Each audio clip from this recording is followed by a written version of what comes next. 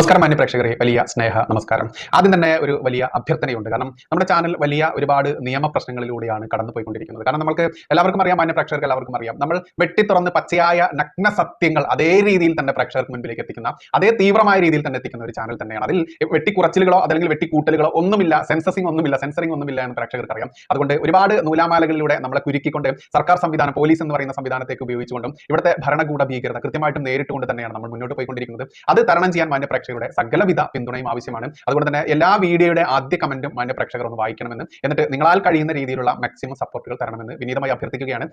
എല്ലാവർക്കും എൻ്റെ വിനീതമായ നമസ്കാരം. കുറച്ച് ആൾക്കാരുടെ, അതായത് നമ്മുടെ നാട്ടിലുള്ള പ്രധാനപ്പെട്ട മാധ്യമങ്ങൾ എന്ന് പേരെടുത്തിട്ടുള്ള കുറച്ച് മാധ്യമക്കാരുടെ ക്രിമിക്കുത്ത് കാണിക്കാൻ വേണ്ടിയിട്ട് വന്നതാണ്. നിങ്ങൾ ആ ക്രിമിക്കുത്തൊന്ന് കാണുക. കാരണം ഈ ക്രിമിക്കുത്ത് കണ്ട് നമ്മൾ ആഘോഷിച്ചില്ലെങ്കിൽ പിന്നെ ഏത് ക്രിമിക്കുത്തി കൊണ്ട് ആഘോഷിക്കും? അപ്പൊ അതുകൊണ്ട് ഇതിന് ക്രിമിക്കുത്തെന്നല്ല പറയാ, അതിനേക്കാളും അപ്പുറമാണ്, അതിനേക്കാളും അപ്പുറത്താണ്. കാരണം ഒരു ഇലക്ഷൻ നടന്നു, തോൽവിയും ജയവും രണ്ടു ഭാഗത്തും ഉണ്ടാവും, അത് ഉറപ്പാണ്. അതിപ്പോ ഏത് പാർട്ടി ആണെങ്കിലും ശരി, കോൺഗ്രസ് ആണെങ്കിലും BJP ആണെങ്കിലും കമ്മ്യൂണിസ്റ്റ് ആണെങ്കിലും ആരൊക്കെ കൂടിയിട്ട് ഒരു അങ്ങോട്ടും ഇങ്ങോട്ടുമുള്ള ഒരു ഇലക്ഷൻ നടന്നു കഴിഞ്ഞാൽ ആ ഇലക്ഷന്റെ ഒരു ഭാഗം പരാജയപ്പെടും, ഒരു ഭാഗം വിജയിക്കും. അതങ്ങനെയാണ്, ജനങ്ങളുടെ കയ്യിലാണ് അതിന്റെ കാര്യങ്ങൾ. പക്ഷെ ആ ഒരു കാര്യങ്ങളെ കണ്ടുകൊണ്ട് ഇതുപോലെ ഇത്രയും ആത്മവിശ്വാസത്തോടു കൂടിയിട്ട് നിങ്ങളൊന്ന് കേട്ടു നോക്ക്.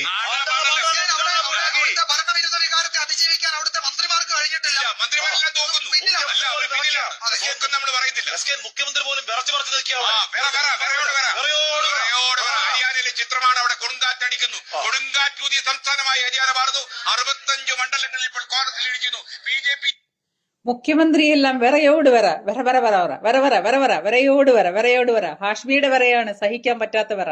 എന്തൊരു വിറയാണ് ഹാഷ്മി, എന്തൊരു വിറയാണ് ശ്രീകണ്ഠൻ നായരെ. അപ്പൊ ഇവന്മാരുടെയൊക്കെ ഒരു, ഞാൻ ചോദിക്കുന്ന, രാഷ്ട്രീയമൊക്കെ എല്ലാവർക്കും ഉണ്ടാവും, നമുക്ക് എല്ലാവർക്കും രാഷ്ട്രീയമുണ്ട്. പക്ഷെ ഒരു മയത്തിലൊക്കെ പോണ്ടേ? ഒരു മയത്തിലൊക്കെ പോണ്ടേ നമ്മള്? ഇതെന്താണ് ഈ കിടന്ന് കാണിച്ചു കൂട്ടുന്നത്?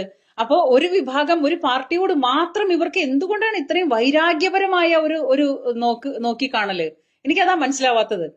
ഒരു സാധാരണ ഇത്രയും കാലം കഴിഞ്ഞ 10-65 കൊല്ലമായിട്ട് ഇവിടെ നിലനിൽക്കുന്ന ഒരു സംവിധാനമാണ് കമ്മ്യൂണിസ്റ്റ് സർക്കാർ അല്ലെങ്കിൽ കോൺഗ്രസ് സർക്കാർ. അതിന്റെ ഇടയിൽ ഒരു BJP സർക്കാരും കൂടെ വന്നു, മൂന്നാമതൊരു പാർട്ടി നിലവിൽ വന്നിട്ട് കുറെ നാളായി. അപ്പൊ അവര് തന്നെയാണ് ഇപ്പൊ രാജ്യം ഭരിച്ചുകൊണ്ടിരിക്കുന്നത്. അതിന് ആ ഒരു പാർട്ടിയോടുള്ള ഇവരുടെ ഒരു സമീപനം, അല്ലെങ്കിൽ ഇവരുടെ മനസ്സിൽ ആ പാർട്ടിയോടുള്ള, അതായത് ഞാൻ ചോദിക്കില്ലേ, മാർക്കറ്റ് ഇതിനേക്കാളും ഭേദമാണ്. മാർക്കറ്റില് ഉണക്കമീൻ കച്ചവടം ചെയ്യാൻ പോക്കൂടെ?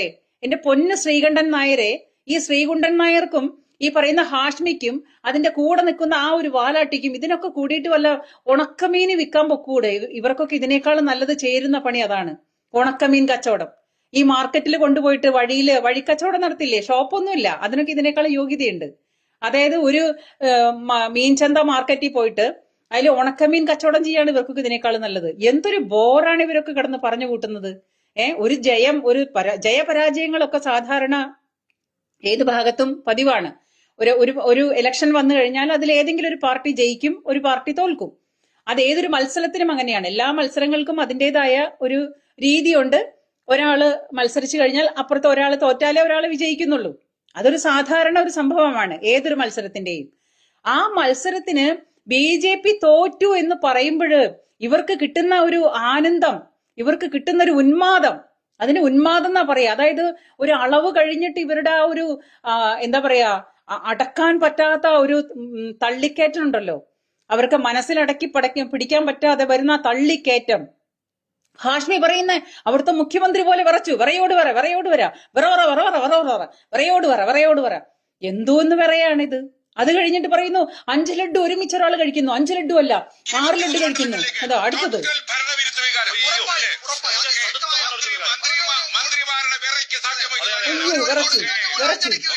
ജമ്മുകാശ്മീരിലേക്ക് പോയാൽ ഇന്ത്യ സഖ്യം 41 മണ്ഡലങ്ങളിൽ ലീഡ് ചെയ്യുന്നു. ഇന്ത്യ സഖ്യം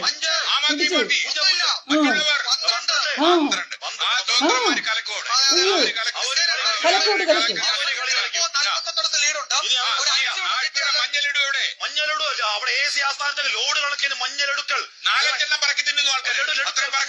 ലോഡ് കണക്കിന് കൽക്കണ്ടം, അത് മുന്തിരി നിറഞ്ഞ മഞ്ഞളെടുക്കൽ. ഉയ്യോ നിറഞ്ഞ മഞ്ഞ ലഡുവിൽ കൽക്കണ്ടം, കൽക്കണ്ടത്തിൽ മുന്തിരി, മുന്തിരിയിൽ ഹാഷ്മി, ഹാഷ്മി ഇതെന്തോന്നാണ് ഹാഷ്മി? 4 മുഴം കയറെടുത്ത് തൂങ്ങി ചത്തൂടെ ഹാഷ്മി? ഇതിലും നല്ലത് അതല്ലേ? ഇതിനൊക്കെ അപ്പുറത്തും ഒരു വരവ് വരാനുണ്ടെന്നൊന്ന് ചിന്തിക്കായിരുന്നില്ലേ ഹാഷ്മി? ഇത്രയ്ക്കും വെളിവ് കെട്ടവനായി പോയല്ലോ ഹാഷ്മി. എന്റെ പൊന്ന് ശ്രീകുണ്ടൻ നായരെ, എനിക്ക് ഇവിടെ നിന്നിട്ട് ഇത് കണ്ടിട്ട് ഞാൻ ചോദിക്കുന്ന ജനങ്ങൾ ഇത് കാണുന്നില്ലേ? നിങ്ങളൊക്കെ ഒരു ചാനലിന്റെ പ്രവർത്തനം നടത്തുന്ന മനുഷ്യരല്ലേ? നിങ്ങൾക്കൊക്കെ ഒരു എന്താ പറയാ, ഒരു സ്വയം ഒരു കൺട്രോള് വേണ്ടേ? ഇതെന്തോന്നാണിത്? അപ്പൊ ഇവിടുത്തെ ഒരു ഭരണവികാരം മാറിക്കഴിഞ്ഞാൽ എന്തായിരിക്കും? ഇവിടുത്തെ സാധാരണ ജനങ്ങളൊക്കെ എവിടെങ്കിലും പോയിട്ട് തൂങ്ങി ചാവില്ലേ വേണ്ടു? എന്താണ് നിങ്ങൾ ഈ കിടന്ന് കാണിച്ചു കൂട്ടുന്നത്? കുറച്ച് ഉണക്കമേ നിൽക്കാൻ പോക്കോ ഹാഷ്മി, നിങ്ങളൊക്കെ കൂടെ കേക്ക്. കാശ്മീരിലെ 5 സീറ്റ് കൂടി ലീഡ് കിട്ടിയാൽ അവിടെയും ഇന്ത്യ സഖ്യത്തിന് കേവല ഭൂരിപക്ഷം ആഹാ അടുത്ത പ്രതി 5 എന്നതാണ് ഒരു സംഖ്യയായി നിൽക്കുന്നത്. ലെഫ്റ്റനന്റ് ഗവർണർ കളിച്ചാൽ എന്ത് നടക്കും? PDP 5 അവിടെ ഉണ്ട്. ആ PDP ഇതിനോടകം ഈ സഖ്യത്തിലേക്ക് നാഷണൽ കോൺഫറൻസ് സ്വാഗതം ചെയ്യുന്നുണ്ട്. മുഹമ്മദ് യൂസഫ് തരിഗാമി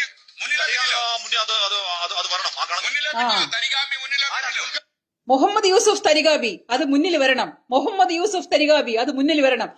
അത് വരണം ഹാഷ്മി, അത് വരണം. ഇന്ന് എല്ലാവരും കൂടിയിട്ട് ഇത് പറഞ്ഞ് ചിരിച്ചില്ലെങ്കിൽ പിന്നെ നമ്മൾ ഇനി വേറെ ഒരു ദിവസം എന്ത് ചിരിക്കാൻ പറ്റുമോ? ഈ പറയുന്ന ഇവന്മാരുടെ ഈ കോപ്രായത്തരങ്ങള്, ഇതിന് കോപ്രായെന്നാ പറയാ, ഈ വിഡ്ഢി കുശ്മാണ്ടന്മാരുടെ കോപ്രായത്തരങ്ങള് ഇത് പറഞ്ഞ് ചിരിച്ചില്ലെങ്കിൽ നമ്മൾ ഇനി എന്ന് ചിരിക്കും? എനിക്ക് എന്താ പറയാ, ഇവന്മാരുടെയൊക്കെ ഇതുപോലെയൊക്കെ ഒരു കാട്ടിക്കൊതിപ്പിച്ചിട്ട് കാത്തു സൂക്ഷിച്ചൊരു കസ്തൂരി ഓമ്പഴം കാക്ക കൊത്തിപ്പോയി. എന്റെ അമ്മേ, ഇനി ഇതിലും മേലെ ഇനി ഒന്നും വരാനില്ല. അതുപോലത്തെ അക്രമമാണ്.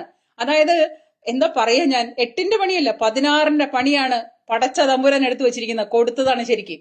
ഇവന്മാരുടെയൊക്കെ ആ ക്രിമിക്കുത്തിനനുസരിച്ചിട്ട് അവസാനം വരെ അയറിലിങ്ങനെ ഉയർത്തി കൊണ്ടുപോയിട്ട് ഒറ്റ മേളിലെത്തുമ്പം അവിടുന്ന് ഒരൊറ്റ ഇടലിങ്ങോട്ട് ഇട്ടിട്ട് കഷ്ടമായി പോയി. മലപ്പുറം കത്തി, എന്തൊക്കെയാ പറയുന്നത്, എന്തൊക്കെയായിരുന്നു, എല്ലാം കഴിഞ്ഞിട്ട് അവസാനം ഈ അപാരതയുടെ ഏകാന്ത തീരങ്ങളായിട്ട് ഹാഷ്മിയും ശ്രീകുണ്ടൻ സാറും എല്ലാം ഇതുപോലെ കഷ്ടപ്പെട്ട് വിഷമിച്ച് കഷ്ടമായിരിക്കും. സത്യത്തില് ഇവരുടെ ചാനൽ പ്രവർത്തനത്തിന് നിങ്ങളുടെ അഭിപ്രായം എന്താണ്? നെല്ലിക്കത്തളമാണോ അതോ അതിനപ്പുറത്തേക്ക് ഷോക്ക് കൊടുക്കേണ്ട അവസ്ഥയല്ലേ? അല്ലേ? സത്യം അജിത്ത് ശ്രീവത്സം പറഞ്ഞ പോലെ കോമഡി ഷോ അല്ല, മൊത്തം കോമഡിയാണ്. എല്ലാവരും കോമഡിയാണ്. എനിക്ക് ഭയങ്കരമായ ഒരു തരികാതി മുന്നിൽ ഇത് തുറക്കാൻ പറ്റുന്നില്ല.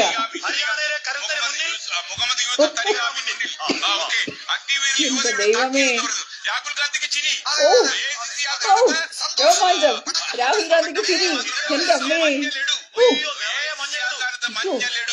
ലഡു കണ്ടിട്ടില്ലേ? ചിരിയോട് ചിരി. അതെന്നാ രാഹുൽ ഗാന്ധിക്ക് വട്ടായോ? KC വേണുഗോപാൽ ചിരിയോട് ചിരി. KC വേണുഗോപാൽ ചിരിയോട് ചിരി. ആഹാ, പോരട്ടെ. ഹരിയാന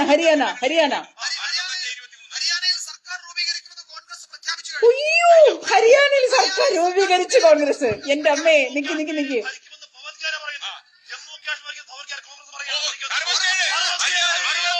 ഒരു രക്ഷയില്ല.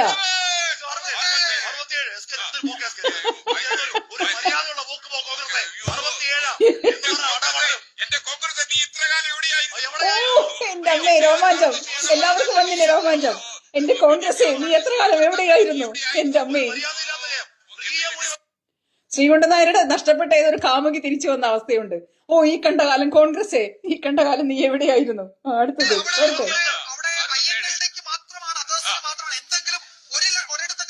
കർഷക സമരത്തിൽ താമരവാടി.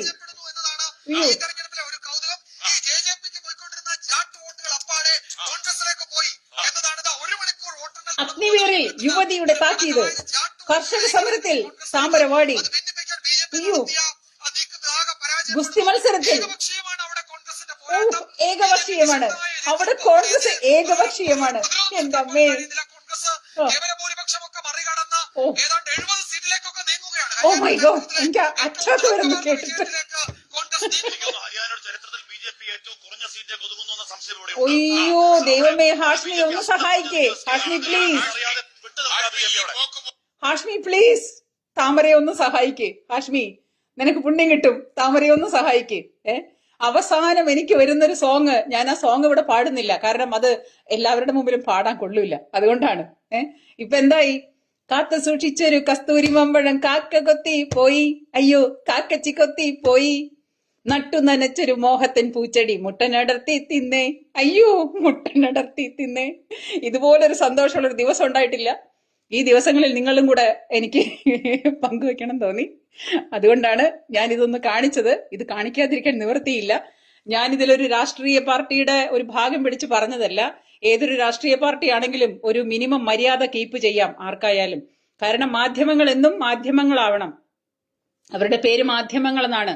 അപ്പൊ മാധ്യമങ്ങളായിട്ട് നിൽക്കുമ്പോഴേ മാധ്യമങ്ങൾക്കൊരു ബഹുമാനം കൊടുക്കാൻ നമുക്ക് തോന്നുള്ളൂ. അല്ലാണ്ട് ഇതേപോലെ മാർക്കറ്റിൽ ഉണക്കമീൻ വിൽക്കുന്ന വഴിക്കച്ചവടക്കാരുടെക്കാളും തരം താഴ്ന്നു കഴിഞ്ഞാല്, ഞാൻ അവരുടെ കച്ചവടം മോശമായിട്ട് പറയില്ല കേട്ടോ, അതേ അവസ്ഥയിലേക്ക് മാധ്യമധർമ്മം മാറിക്കഴിഞ്ഞാല് ആ ധർമ്മത്തിനെ മാധ്യമധർമ്മം എന്ന് വിളിക്കാൻ പറ്റില്ല, മാധ്യമ ചെറ്റകൾ എന്ന് തന്നെ വിളിക്കും. ഇവരെ അങ്ങനെയാണ് വിളിക്കേണ്ടത്.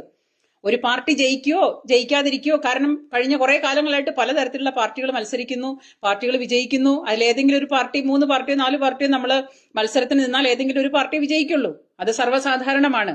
പക്ഷേ ഇവന്മാർ ഈ കിടന്ന് കാണിച്ചു കൂട്ടുമ്പോ ഇവന്മാരുടെ ഉള്ളിലുള്ള ക്രിമിക്കുത്ത്, ആ ക്രിമിക്കുത്ത് എത്രത്തോളമുണ്ട്, ആ മനസ്സിലുള്ള എന്താ പറയാ, വർഗശത്രുവിനെ കാണുന്ന പോലെ, അല്ലെങ്കിൽ വൈരാഗ്യം തീർക്കുന്ന പോലെ, ദണ്ഡദ്വാരം തീർക്കുന്ന പോലെ ഇവന്മാരുടെ മനസ്സിനകത്തുള്ള ദുഷിപ്പ് എത്രത്തോളമാണെന്ന് കറക്റ്റായിട്ട് മനസ്സിലായത് ഇന്നാണ്. നമുക്ക് എല്ലാവർക്കും അത് കാണാനുള്ള ഭാഗ്യമുണ്ടായല്ലോ.